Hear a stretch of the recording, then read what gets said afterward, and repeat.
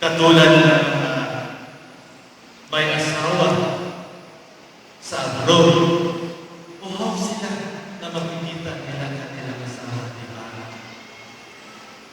Uhaw sila na makapiling nila ang kanilang mga mahal sa buhay. At bakit?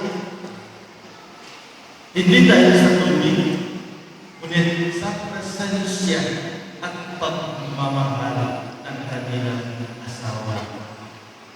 Hindi lang mga asawa, masasabi din, pati mga anak.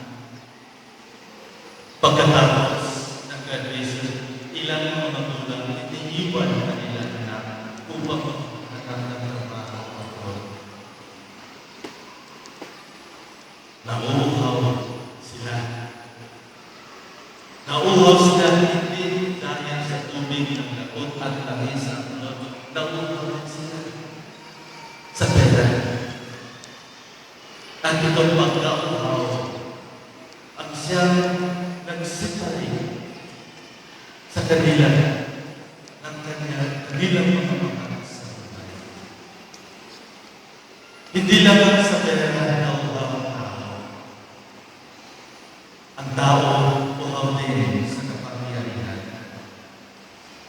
Iwan mo lang, pag binasa nyo yung mga posters, yung mga tarpaulin na nakalagay sa daan, yung mga hantaw sa brochures na binibigay sa atin ng mga politiko, hindi ko lang alam kung naniniwala kayo sa kanilang mga sinasabi. O masasabi natin, maaari na uhaw lang talaga sila sa kapangyarihan. Kaya, kahit hindi pa sobra-sobra na sa paglilingkod na walang nabigay ng kabutihan, ay gusto pa rin.